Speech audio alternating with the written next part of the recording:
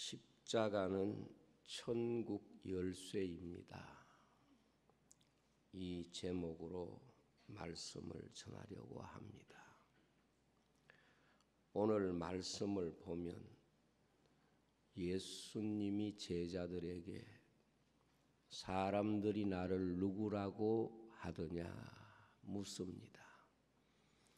제자들이 여러 선지자 중에 하나라고 하더이다 하는 다양한 답을 합니다.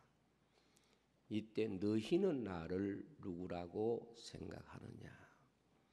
베드로가 주는 그리스도시요 살아계신 하나님의 아들입니다.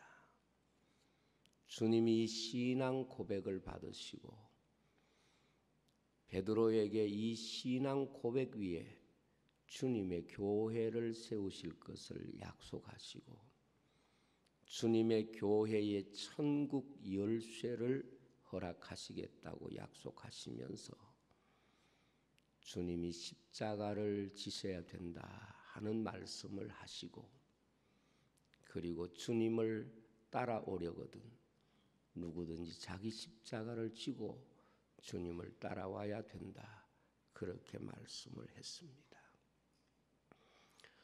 교회가 하나님 나라에 들어가는 문이라고 하면 그 교회를 통해서 하나님의 나라로 나아가는 열쇠는 십자가라는 것을 주님이 가르쳐 주신 것입니다.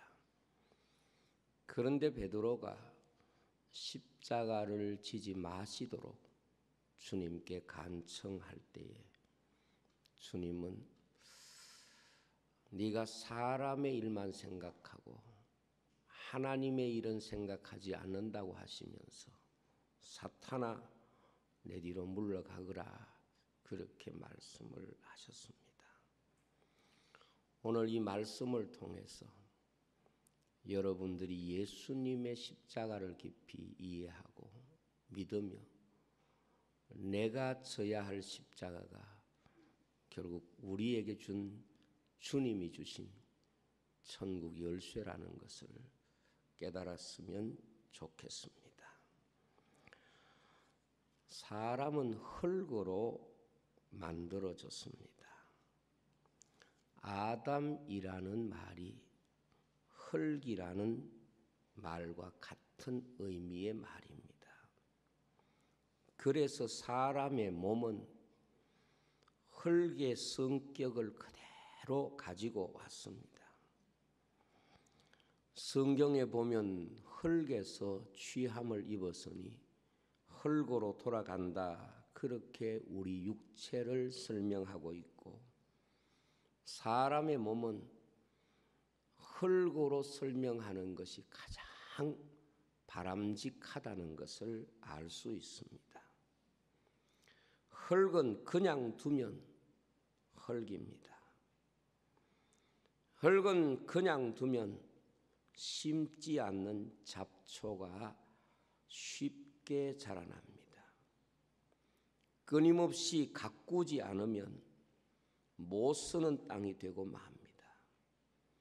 점점 그 땅은 쓸모없는 땅이 되고 바로 그 땅은 폐답이 되는 것입니다. 흙은 무엇을 심느냐에 따라서 어떻게 이용하느냐에 따라서 놀라운 결과를 우리에게 줍니다.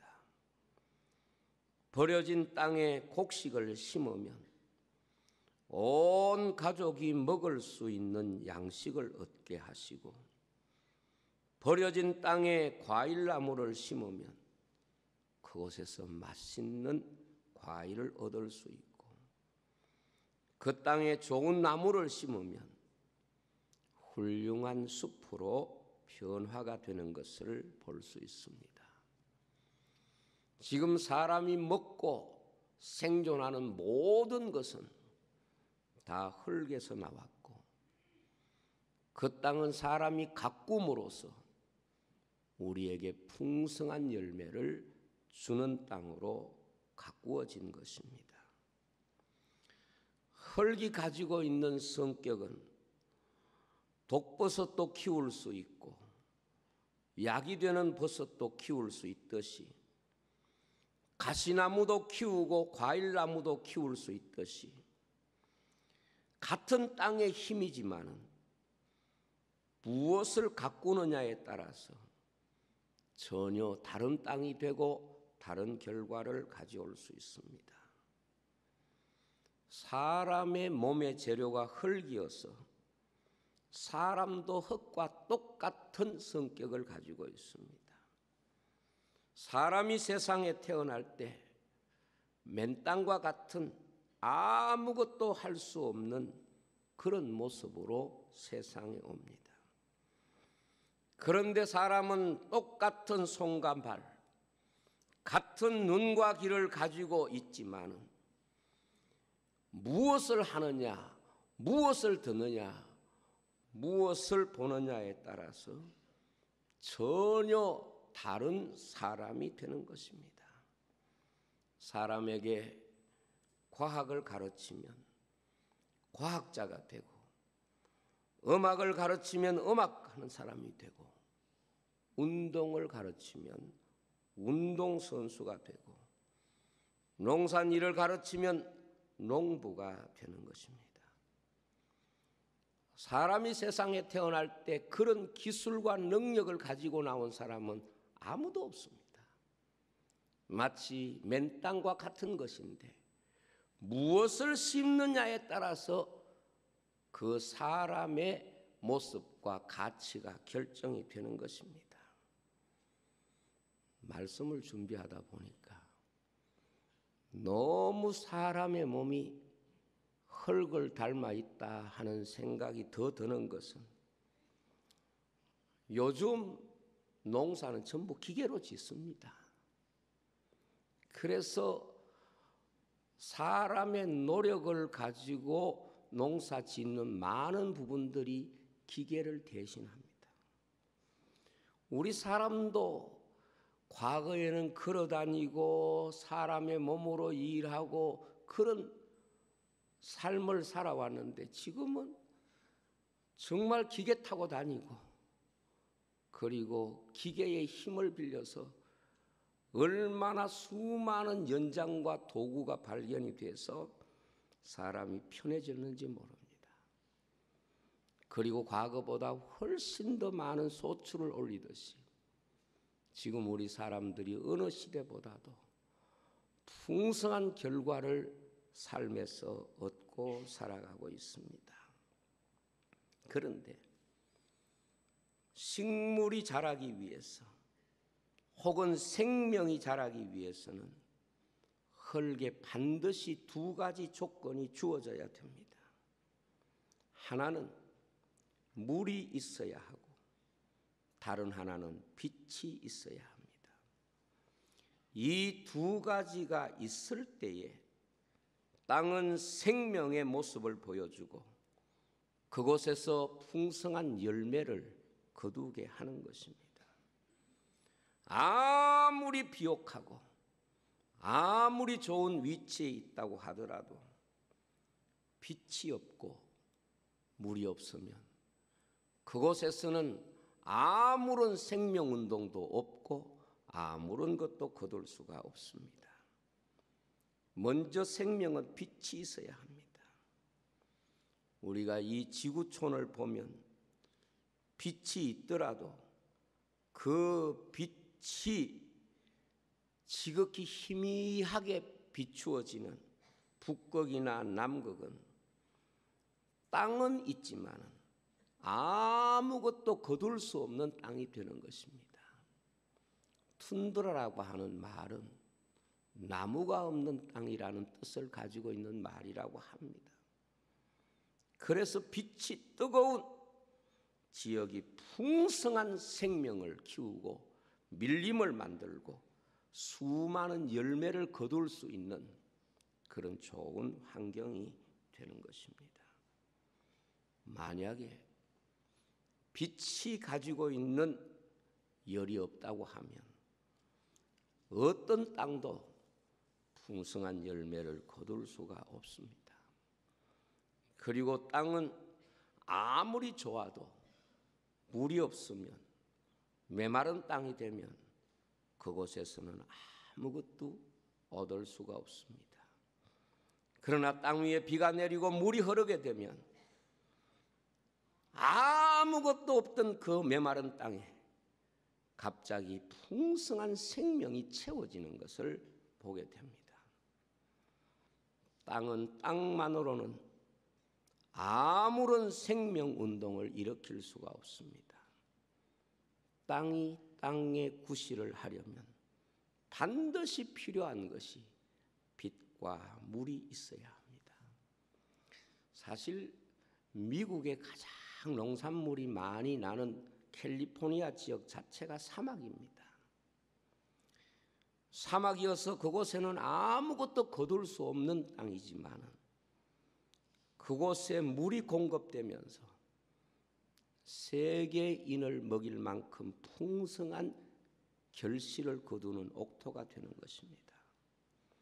제가 언제 영상을 보는 가운데 참 신기하고 놀라운, 그리고 그 영상이 너무 신비롭게 느껴지는 것은 이 아프리카에는 우기와 건기가 딱 나누어지는 그런 지역이 있는데 그 건기에는 완전히 먼지만 나르고 생명 없는 그런 땅이었다가 비가 오는 불과 몇 달 동안 비가 내리면서 갑자기 며칠 만에 이 꽃들이 나고 그리고 씨가 맺히고 그리고 메마르면 그것이 다시 땅에 떨어져서 메마른 동안에 그 속에 다음의 비를 기다리면서 메마른 토양 속에 있다는 거예요. 물론 카메라를 빨리 돌려서 그렇겠지만은 비가 오는데 순이 쫙 올라오고 거기서 꽃이 피고 그리고 그곳에서 열매를 맺고 그리고 메마르니까 갑자기 싹 사라지는 거예요. 사람의 몸도 흙으로 만들었기 때문에 이런 생명 구조를 그대로 가지고 있습니다. 쉽게 설명하면 사람에게도 이 두 가지가 반드시 필요합니다. 무엇보다 우리 사람은 영적인 존재이기 때문에 영적인 환경을 가져야 됩니다. 그 영적인 환경도 이 두 가지가 반드시 있어야 합니다. 하나는 위로부터 내리는 하나님의 은혜가 있어야 합니다. 이것을 우리는 신학적으로 계시라고 말합니다. 하나님이 은혜를 주시지 않으면 인간은 스스로 할 수 있는 것이 아무것도 없습니다. 특별히 구원을 위해서는 인간은 메마른 그대로 있고 생명운동이 일어나지 않는 그대로의 맨 땅과 같은 것입니다. 하나님이 우리에게 은혜를 주심으로 하나님이 하나님의 뜻을 우리에게 열어주심으로 그 계시 사역을 통하여 인간은 하나님의 생명과 구원 역사를 자신 속에서 키우게 되고 경험하게 됩니다. 다른 하나는 우리의 믿음입니다. 하나님의 계시를 우리에게 주셨지만 우리가 그 하나님의 말씀을 거부하고 있으면 우리에게 아무런 생명운동과 열매를 맺을 수가 없습니다. 그것을 설명하고 있는 것이 천국 비유 가운데 씨 뿌리는 비유입니다. 씨 뿌리는 비유는 씨는 하나님의 말씀이라고 주님이 해석했습니다. 길바닥 같은 것은 사람의 완고한 마음, 하나님의 말씀을 받지 않는 마음을 말합니다. 옥토는 하나님의 말씀을 믿음으로 받아서 순종하는 마음을 말합니다. 우리 사람은 흙에서 나온 육체만 있는 것이 아닙니다.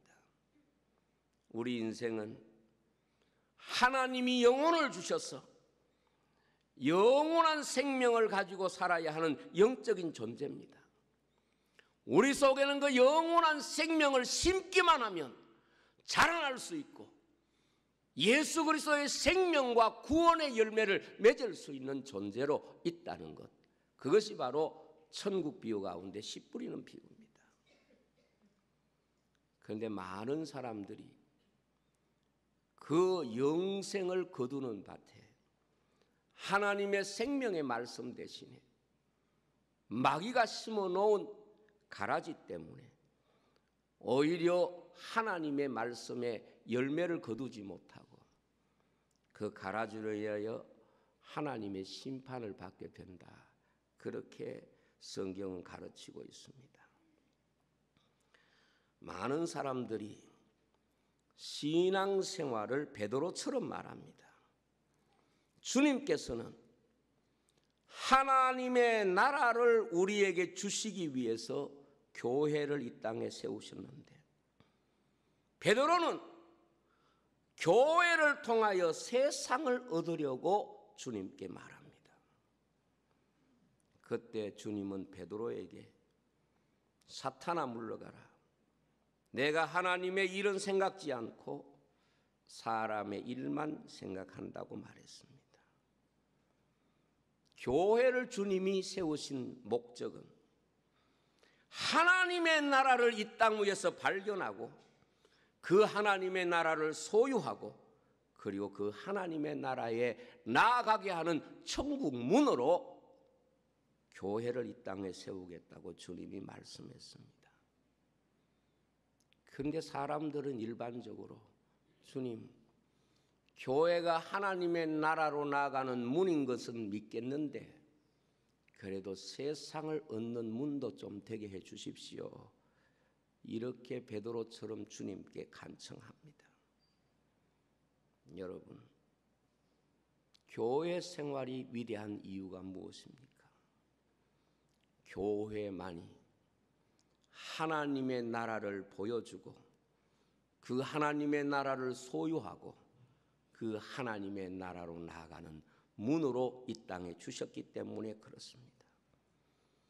그래서 예수님의 모든 비유는 다 하나님의 나라를 소유하는 방식을 우리에게 말씀하고 있는 내용들입니다. 그래서 하나님의 나라를 우리에게 교회를 통하여 주시면서 우리에게 이렇게 말씀합니다. 천국 열쇠를 주겠다. 그렇게 말씀합니다. 그리고 그 천국 열쇠를 주신 분이 바로 예수님이시고 예수님이 교회의 머리가 되셔서 우리에게 천국 열쇠가 무엇인가를 보여주는 말씀이 오늘 주님이 십자가를 지신다 하는 말씀입니다. 예수님은 육신을 입고 세상에 오셨지만 단 한 번도, 정말 단 한 번도 세상을 얻기 위하여 사신 적은 없었습니다. 예수님의 전생에는 하나님의 나라를 우리에게 주시기 위해서 사셨습니다. 그럼에도 불구하고 주님의 교회를 세우게 될 제자들마저도 주님을 통하여 이 세상을 얻기 위하여 마음 빼앗기는 것을 우리가 봅니다. 교회는 주님을 따라가야 하고 주님을 배워야 하고 주님이 세상에 세우신 교회는 주님의 몸으로 주님을 보여주어야 할 그런 사명을 가지고 있는 것입니다. 마귀는 예수님에게도 그렇게 유혹했지만 오늘 특별히 하나님의 사람들에게 세상 영광을 보여주면서 내게 절하면 이거 주겠다. 이것이 마귀의 유혹입니다. 예수님이 친히 말씀하시기를 인자가 온 것은 섬김을 받으려 함이 아니라 섬기려 하고 자기 목숨을 많은 사람을 위하여 대속물로 주려 함이라 그렇게 말씀했습니다. 예수님은 세상에서 분명한 목적을 가지고 계셨습니다. 그것이 바로 십자가입니다. 예수님은 십자가를 치우려고 하는 자에게, 십자가를 지지 말도록 요구하는 자에게, 그가 누구든지 설사 교회와 설사 제자라고 할지라도 사탄아 물러가라 책망하실 것입니다. 주님은 교회를 세우시고 교회를 천국문으로 만드시고 그 문의 열쇠를 십자가로 주신 것입니다. 주님은 교회를 세우시고 그리고 십자가를 지시고 그 문의 열쇠를 우리에게 주시면서 누구든지 나를 따라오려거든 자기 십자가를 지고 나를 쫓을 것이라고 하는 말씀이 십자가가 하나님 나라에 나아가는 열쇠가 된다는 것을 우리에게 분명히 가르쳐 주신 겁니다. 구약 시대는 사람이 하나님 앞에 나가기 위해서는 짐승의 피가 열쇠였습니다. 성전에 들어가기 위해서는, 그리고 특별히 대제사장이 지성소에 하나님 앞에 서기 위해서는 반드시 짐승의 피를 가지고 들어가야 했습니다. 자기 공로가 아닙니다. 그 짐승의 피를 가지고 들어갔습니다. 그런데 참 이 피가 가지고 있는 놀라운 권세가 뭔가 하면 하나님 앞에 나아가는 문이 되게 하고 심판이 들어오지 못하게 하는 문이 된 것이에요. 유월절의 이야기가 무엇입니까? 그 피를 가지고 하나님의 성소에 들어가서 하나님 앞에는 나아가는 피고 세상의 심판, 엄부의 권세가 해치지 못한다고 교회를 말씀하는데, 이 피가 세상의 심판, 지옥의 심판, 사망의 권세가 들어오지 못하게 막는 그 피가 바로 유월절의 피인 것입니다. 그래서 교회를 세우면서 천국 열쇠를 주겠다, 그리고 엄부의 권세가 해치지 못한다, 그렇게 말씀하셨습니다. 그렇습니다.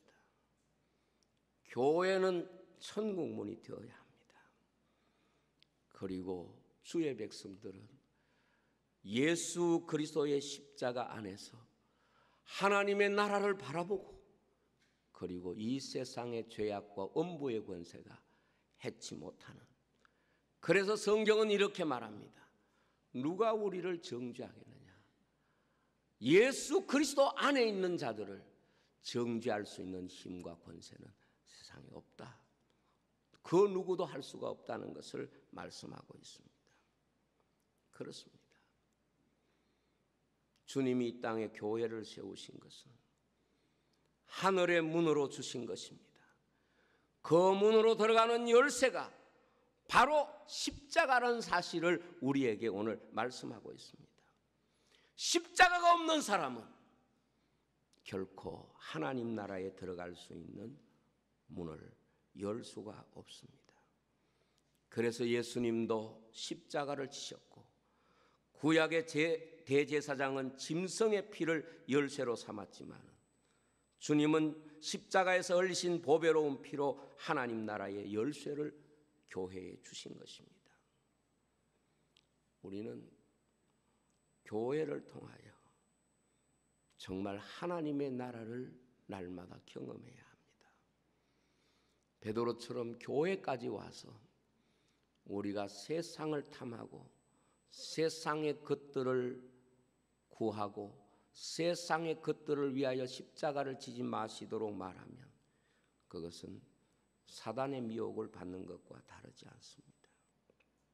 많은 사람들이 예수님이 병든 자를 고쳐주고 가난한 자에게 먹을 걸 주고 소외된 자들에게 위로하고 불의한 권력자들과 타락한 교권자들에게 책망하는 이런 삶을 높이 평가합니다. 그런데 예수님의 이러한 활동은 아무리 우리가 찬양하고 아무리 높인다고 할지라도 그것으로는 십자가를 대신할 수가 없습니다. 그것으로는 천국 열쇠가 될 수가 없습니다. 왜냐하면 그러한 일들은 다른 사람도 할 수 있기 때문에 그렇습니다. 주님이 교회를 세우시면서 십자가를 가지고 베드로를 책망하시고 우리에게 십자가를 질 때만이 주님을 따라올 수 있다고 말씀하신 것은 교회가 가져야 할 진정한 생명의 열쇠, 구원의 열쇠는 바로 십자가라는 것을 우리에게 가르치는 것입니다.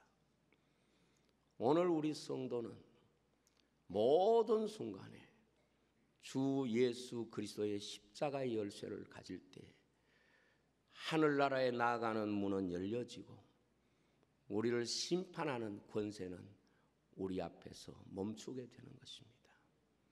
유월절 이야기가 무엇입니까?